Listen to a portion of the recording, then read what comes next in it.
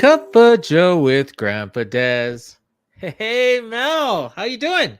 I'm doing good. I love that you do the intro. It will never get old with me. Oh, that's awesome. I love hearing that. Yeah, I know.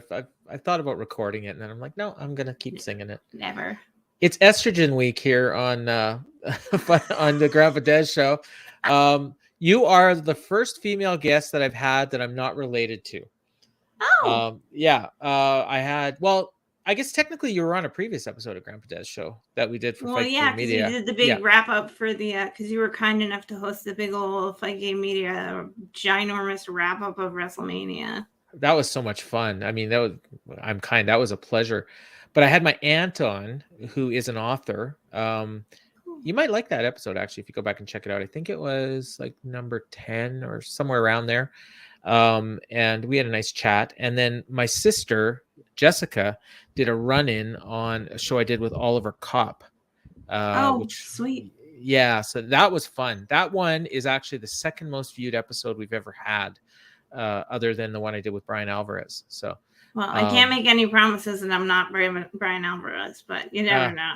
Hey, you never know. The internal genitalia might help you out this time. It might, you know. You never know.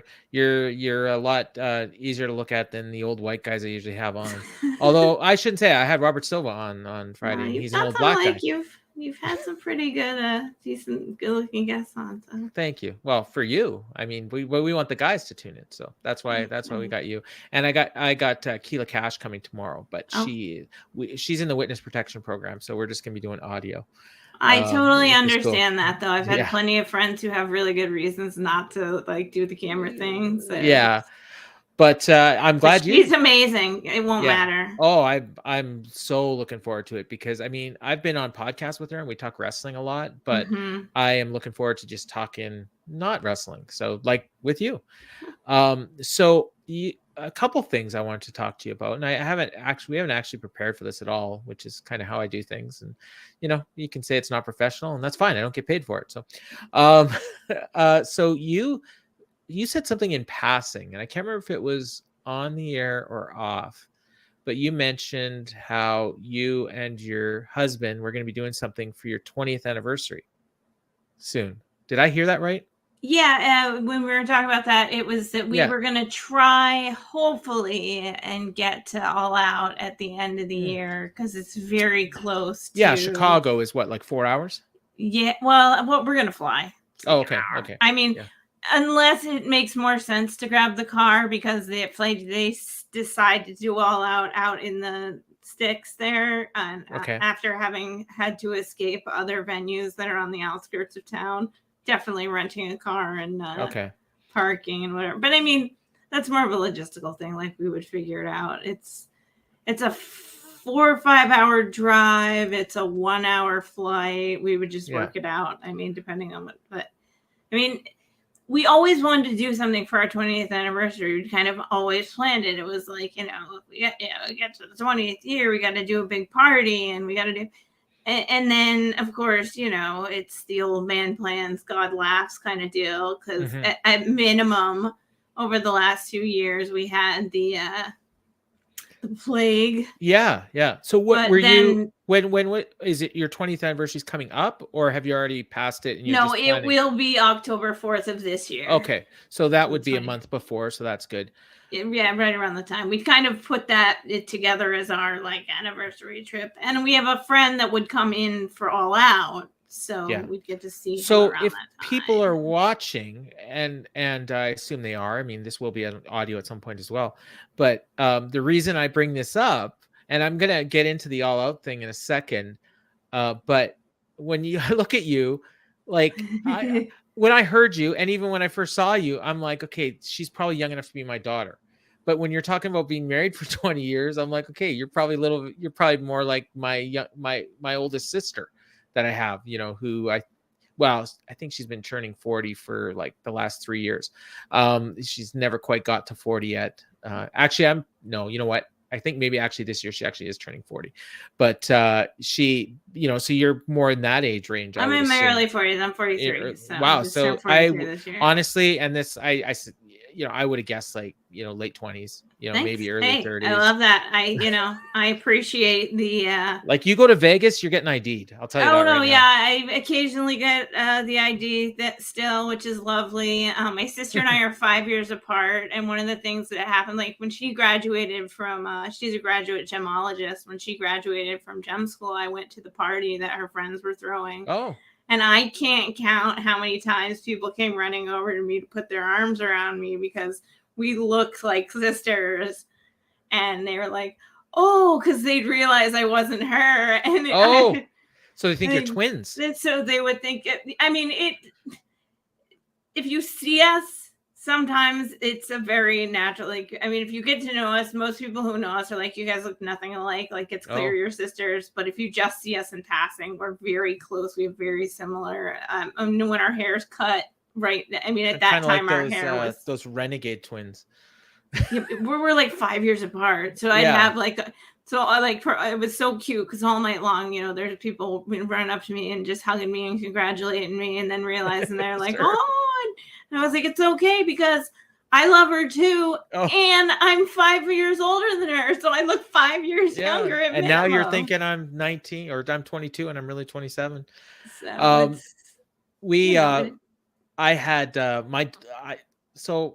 I like to think I don't look like a grandpa. And I don't think you look like a grandpa. Well, thank you.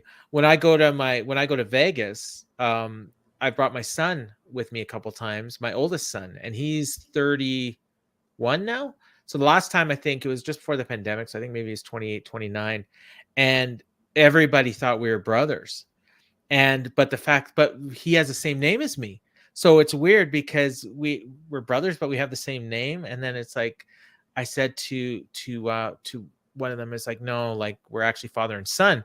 And then this one dealer looks at my son and it's like, you don't look old enough to be his father. Like he says to my son, because I was clean shaven and my son had like a full beard. So, and when I have a beard, you see the white, and I think I look a little bit older. And actually, when I first started the show, if you go back and look at some earlier episodes, I always had the beard, and it was like part of the gimmick. And then it dawned on me, like, I don't really want to look old in real life. So like now I'm trying to keep clean shaven. And I got this, you notice? Yes. You know who that is? Is that Santa Claus? No, it's Grumpy. Oh, it's Grumpy. Of Grumpy course. the dwarf. I got this at Disney World. Yeah. Yeah, it's my gimmick. So I was thinking about going all out, and I'm in Winnipeg, so it's about a 12-hour drive. I could fly like you, but I kind of like the road trips. So as long as gas isn't $8 million by then. It's still cheaper than a car, than a flight. But if I go, I might bring Emily. So that'd be great. That would be maybe see if I can get a hold of Tony and maybe he can arrange some stuff for her to meet some wrestlers. That'd be cool. And they seem to be into that sort of thing. Maybe I should contact Amanda Huber actually. But yeah, so that would be fun. And the fact that we did it for WrestleMania, my wife was worried that I would not be able to take her on a trip by myself, but we ended up having to do that because of my wife's medical stuff that she was dealing with. So I did it, and Emily's still alive. So, and Chicago would only be like a weekend thing as opposed to like going for a whole week. Cause I would probably, if the show's on a Sunday, I would leave on Friday and then get there Sunday, watch the show, stay over there Sunday night, drive back Monday. And, and so I'd take like 2 days off work maybe. And, I think because of the fact that one of the people that we would be watching with, which is a good brother family of ours member, he would be coming from Ireland, and wow. He would more than likely kind of do the thing where we were like, come in on Wednesday, do the Friday, watch the weekend, go home Monday, because this would be his first. He basically has been saying, I want to do a North America wrestle trip because he hasn't been since Madison Square Garden. That's the last time we got to see each other was Madison Square Garden. ROH, you went to that show? New Japan. Yeah, we all went together. That was cool. That's freaking great. And I had tickets for that show, and I ended up selling. Oh man, I know. He's been like he's like the biggest wrestling fan I know. This is a person who can tell you every single WrestleMania where they took place, starting from one and going on and on. And it's one of those things. And I've been on and again and off again wrestling fan. But when we visited him, my husband and I went over there in 2016 and spent about a month there. Oh, wow. And got to like drive him all around because, you know, us Americans were all used to the thing. So it was like. So you were driving in Ireland? Or you guys? Yeah, well, not me, Bob. My husband did it, but so driving on the wrong side. How did he do? Like, it must have been hard at first, but there was like one incident, but it was really because it was so late at night, and it was like kind of one of those moments where it's like instinct, right? Well, and they were both sitting up front, and one looked at the other and was like, "You gonna get on the right side of the road?" And it was like, "Oh crap!" But unfortunately, we were in a very small area in Northern Ireland that was very late at night, and there, you know, it wasn't going to be something that was a big deal. But all in all, we were able to really like go. We went all around the country, and we were able to bring him to a lot of places in his country that he hadn't like gotten a chance to see. Wow. And so, and the two of them, they were both kind of single. They were both only children, and they had never done the road trip thing before. Oh, wow. And me and my sister and my family used to do the road trip thing forever. So it was sort of this like multi-level awesome trip where we got to do this other country and we got to bring our friend around that's like practically family. And so we've done a lot of traveling together. Like we ended up making really good. It helps on splitting everything, you know, so we can get around. But also like, but one of the things, and I'll never forget, because one of the things when he knew we were coming, he sent me an email, and the email just said, "Do you want to go to a wrestling show?" Okay. And it was for OTT when they were first becoming a thing, when they were really starting to first book. So was this 5-6 years ago? Yes, in 2016. Okay. So October of 2016, we try to do things around our anniversary. Yeah. It's off season. So this has been like Osprey probably, and no, nobody was anybody yet. Oh, this was just starting. But were there anybody that wasn't anybody yet? Like but is now? Kimberly was on the card. That was somebody I got to see. We met her. Like we got to talk to her. She was a lot of fun. Yeah. And she like apologized to us for not suplexing She suplexed the crap out of this girl, but didn't win, and like apologized to us after. It was cute. Apologized for not winning. Yeah, but I mean, it was really cute because like the tag team guys that came out that night ended up becoming the tag team champions, and it was like, you know, they were on their way, and it was this great. It was hilarious because it's this tent in Wexford, Ireland, that was the beginning of. I mean, we came home to Detroit and immediately we were going to Evolve shows and we were going to Progress shows and we were going like, I mean, probably 4 or 5 times a month or a year, just going to indie shows, and which it led up to the Madison Square Garden show. And that was when we got to see each other. So to do another wrestling trip it's kind of a big deal. I got like 3 different ways I want to go now. So your husband is a big wrestling fan too? Yeah, obviously. I mean, so we've been to 2 WrestleManias together. Does he do like, he doesn't do any podcasting or writing or anything like that? Oh no, he's, as he says, you're the wrestling nerd.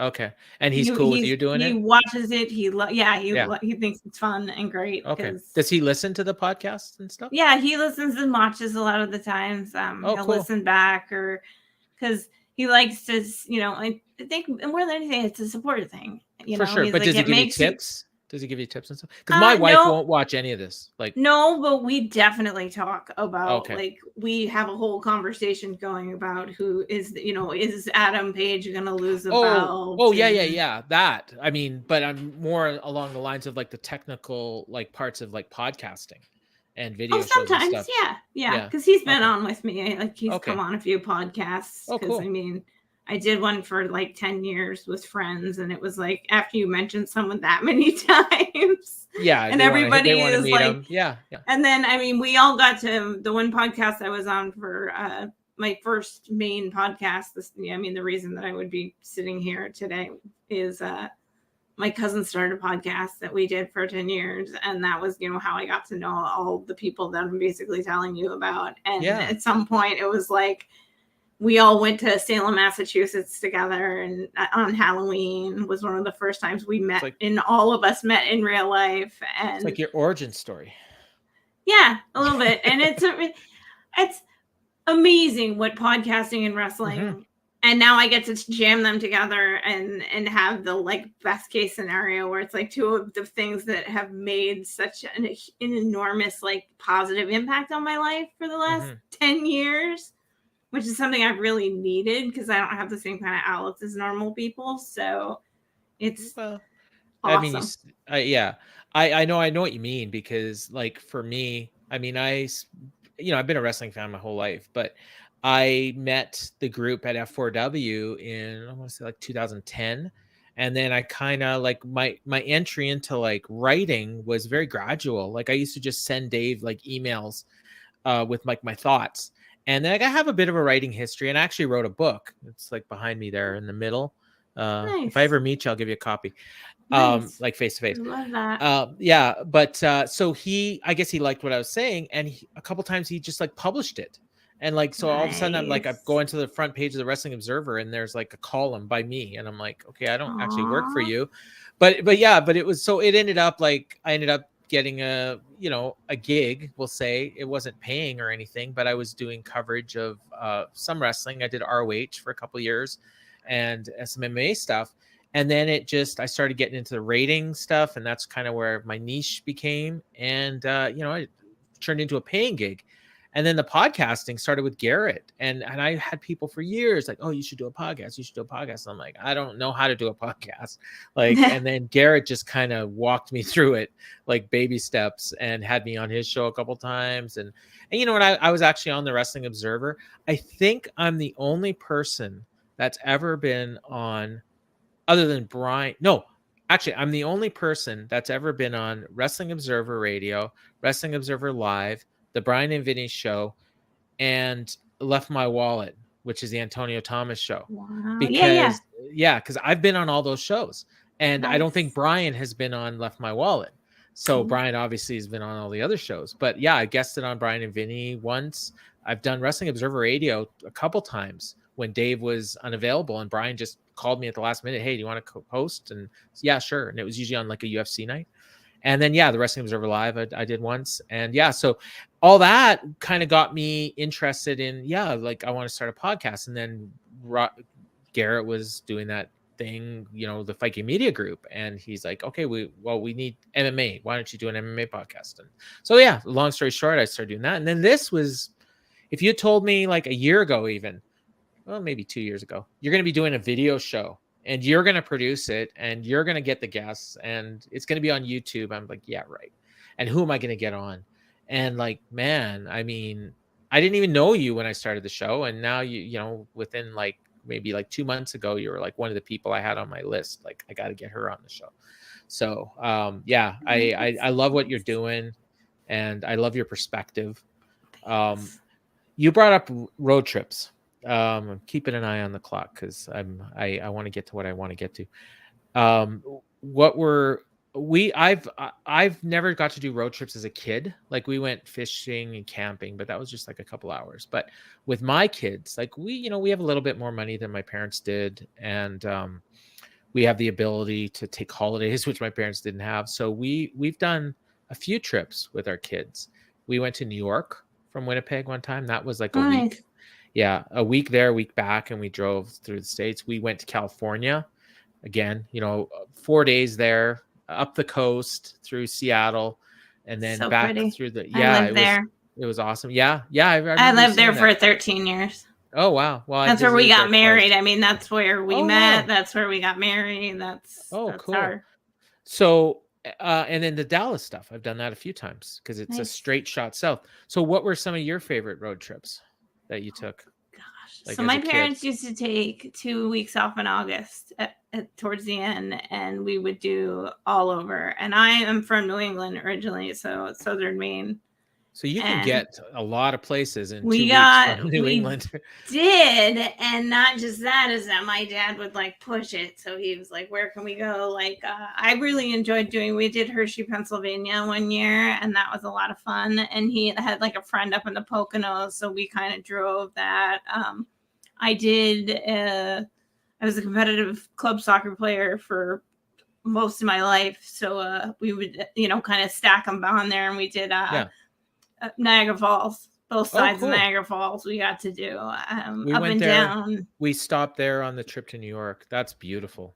It's, it's been since I was probably like 17, maybe so 16 when I was late there. 90s. Yeah. So it's probably like, I'm sure there's a lot of the same things. I know that there are from just looking at it to see, but did you have like the theme park thing that they have now, like where it's almost like an arcade kind of strip with, like a fair almost? Like, okay, there was no fair there. Okay. So no, that's we joke new. about the how they put those up because they have that similar concept in Salem, Mass. And let me tell you, there's when there's the like, Salem, Massachusetts witch trial sort of thing over here, and it's like, but look, there's like a hot dog stand and a Ferris wheel. So that one was kind of like a weird.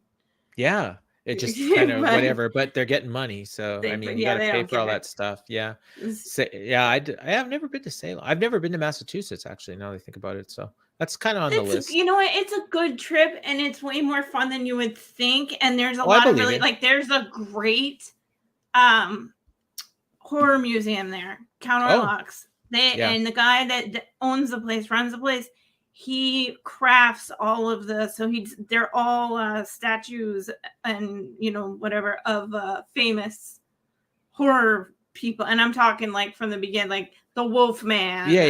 So they're not like branded, so like, no, he makes them, right? So it could be anything. Them, and so they're whatever he liked, that's what's going to be on he there. bought like he made Sam from Trick or Treat. It was one of the things that we spent like an afternoon talking to him about. But there are some really but in terms of like getting back sort of to the road trip, because the kind of thing is that like my sister and I did Nag's Head, North Carolina, one year in the Outer Banks because it's really pretty down there.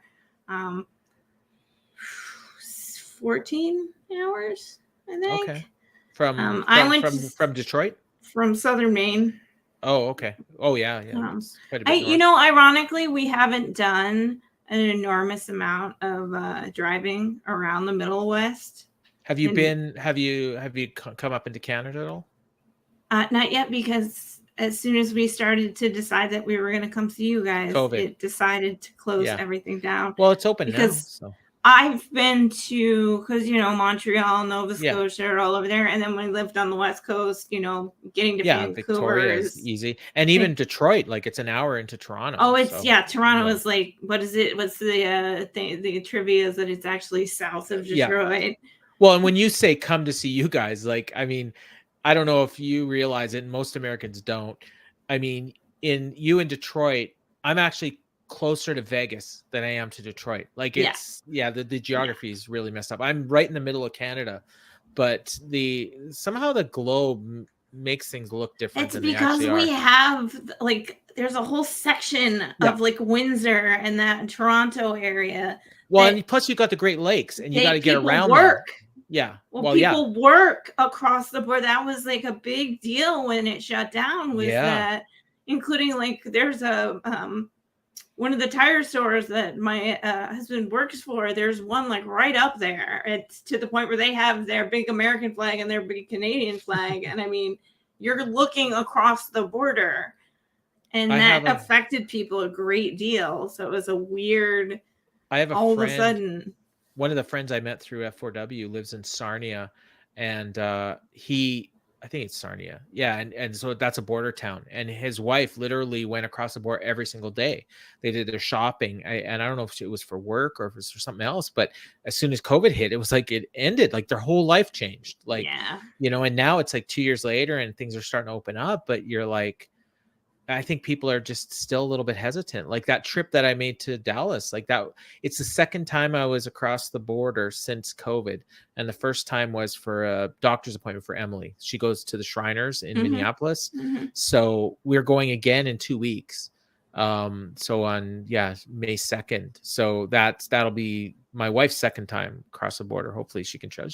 I think she'll be able to travel by then. She's doing a lot better. So, and then I'm going to Vegas in May. So it's starting to get back to normal, but it's close. I'm ready though, because I'm a traveler. I do like to, even if it's up we did want to do he used to live up north for a long time, and it's supposed to be really beautiful up there. And there's a lot of like dark sky preserves, and you can see the auroras and stuff, which I've never actually gotten to do. So we'll probably hit the northern Michigans one of these days, because it's right there.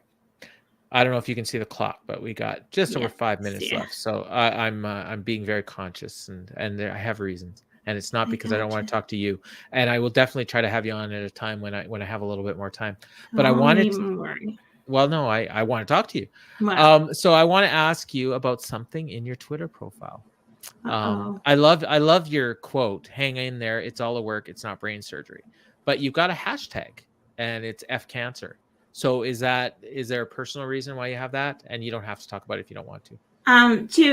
So the brain surgery was me, and it was a separate thing entirely. Okay. I had a I just thought it was a joke.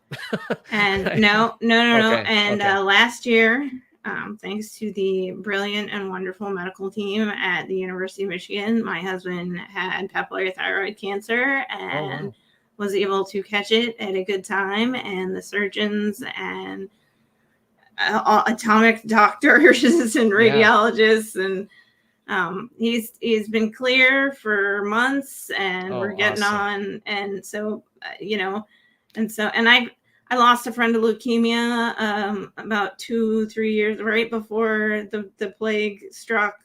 It was was one of the first friends that I made at Renaissance Festival. And it was, the really bad leukemia that's like, we can actually help you, except you have to get healthy. Yeah, I know, it's terrible. But and I've had a few friends that I just recently, matter of fact, a close friend of mine, social worker, who just recently lost her husband to glioblastoma or blastoglioma. And so I'm not a big fan, and I think it's stupid, and I think there's a lot of people who could be cured by it. And I believe, I mean, I'm lucky, because my one tumor, though it was a tricky kind of tumor and has created other situations in my life, it was a benign tumor. And so I'm fortunate that was the case. I have other complications in my life, but manageable complications that didn't require that level of sort of thing. And I'm very fortunate, because my husband, remission, detectable. It's the kind of thing where if it were to show back up, there are immediate cellular red flags that just go, hey, this is happening. But at least you know what to look for. Right, exactly. Yeah. And so my wife actually, part of what she's going through right now could end up being that. The doctor doesn't think it's that, but she's got two growths on her thyroid. Yeah, when you were talking about it, I was very my heart really tightened up for you guys. And the thing is, that might be what's causing the high blood pressure, and it might be what's causing the high blood sugar, if it's affecting the thyroid, because the thyroid controls all that. And then it would also explain why she's been vegan for 2 years and her blood pressure still hasn't gone down. So, but if she had that growth in her thyroid, then that would explain it. And she didn't get a physical because of the plague, as you put it. The doctor's offices, the waiting lists were too long, and she's, you know what, I'll just wait, and then, maybe this happened. So my dad, he passed away at 60, cancer. My stepdad, who raised me, 67, cancer. My mom, cancer. My grandparents, it's horrible. And my best friend, best friend was 32. Yeah, and exactly. lung cancer, I had stomach cancer. Yeah. And I do believe that there is a way that I think that, we have the system we have, but I think that system not standing in the way would maybe actually, if we put as much money, we could take care of this much better than we do, and less people could be feeling the way you and I have to feel about losing those people than actually feel it. Let's spend as much money on cancer research as we do on making sure everybody can access free porn with a click of a button. or weapons or whatever other icky things that are out there. But I agree with you. Yeah, I mean, it's the point. It's the point, right? No, okay. So I mean, we could probably talk for another half hour, an hour if we wanted to, but because I would talk to you about your cosplay stuff. I would maybe even talk about wrestling and movies, music, whatever. But you know what? Our time is short. And we just recorded a show together, the Dynamite Show, on the Fight Game Media Patreon. Here's the YouTube channel, or that's the Patreon link. So that's where you can find the thing. And then here's where you can find your show, youtube.com/Fight Game Media. Exclusively. I can't even hear the audio.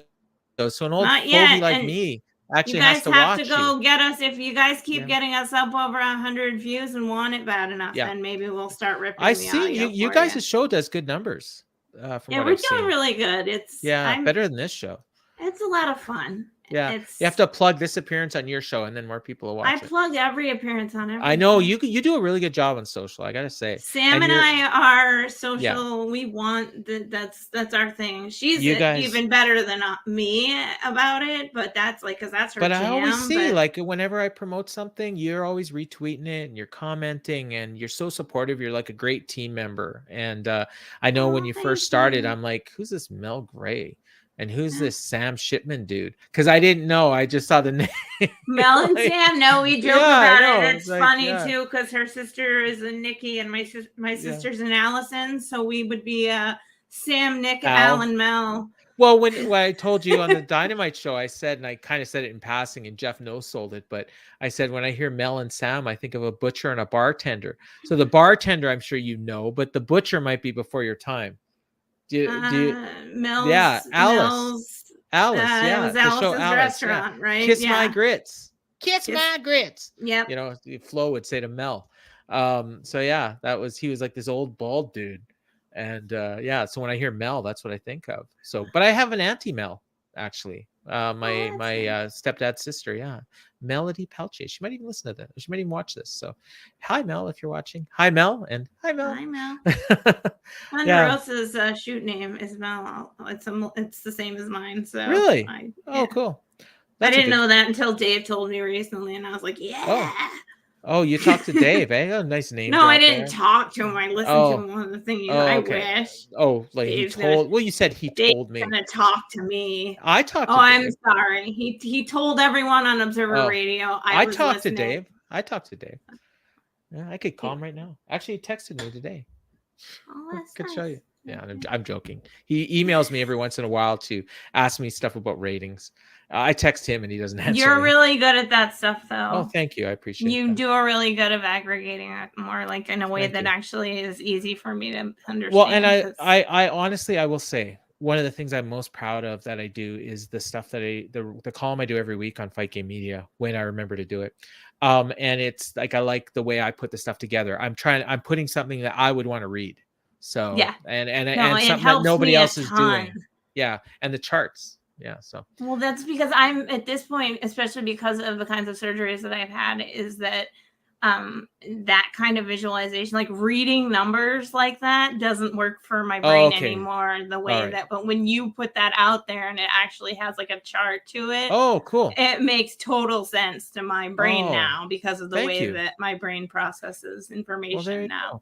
It's just different for me now. Yeah, if I help one person. Okay, so you know what? Right. We'll wrap it up there. I want to thank you a lot for coming on. Thanks for doing the Dynamite Show. Thanks for doing this show. So for Mel, I've been Grandpa Dez, and this has been